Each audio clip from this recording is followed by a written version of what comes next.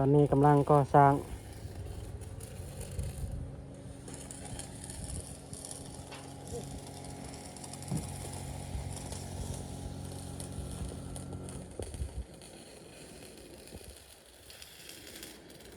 กำลังเริ่มก่อสร้าง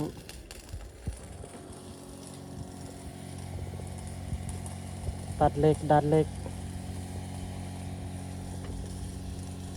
กำลังใส่เหล็กเทต่อหม้อหรือว่าเทหัวเสาเข็ม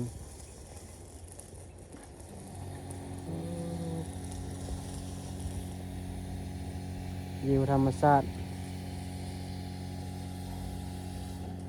อ้อมหอบดอยภูผาภูหินปูน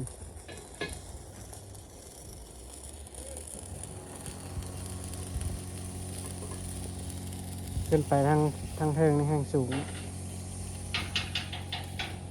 จะมีโอกาสที่ขึ้นไปท่ายทั้งเทิงฝั่งนี้เป็นส่วนยาง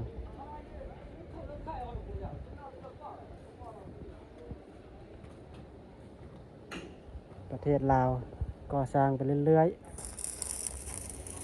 ทรัพยากรคุดค้นระเบิดดอกผาอะไรบ่อนเขาเจ้าระเบิด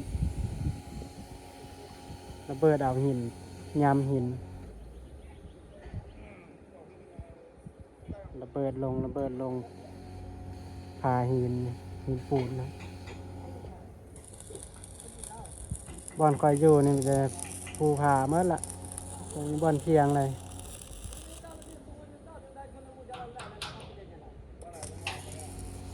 ตอนนี้เขากำลังก่อสร้างดัดเหล็ก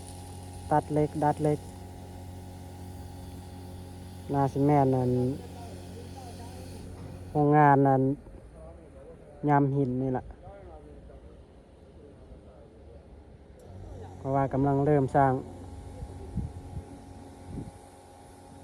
ข้างๆนี่เป็นส่วนยางนะเจ้าเดี๋ยวขึ้นมุมสูงขึ้นมุมสูงเทิงมันให้เห็นครับวิวธรรมชาติ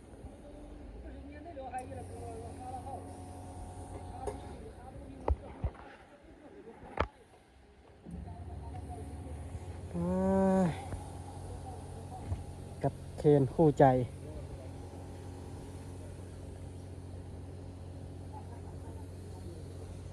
เก่าคอนโทรล25 ต้นหรือว่า25 ตันนี่แหละเนาะธรรมชาติอ้อมหอบภูผาป่าไม้แต่ว่าที่ทำลายด้วยน้ำมือมนุษย์เรานำไปใช้ธรรมชาติกับพึ่งคนกับพึ่งธรรมชาติแล้วนี่แหละชีวิต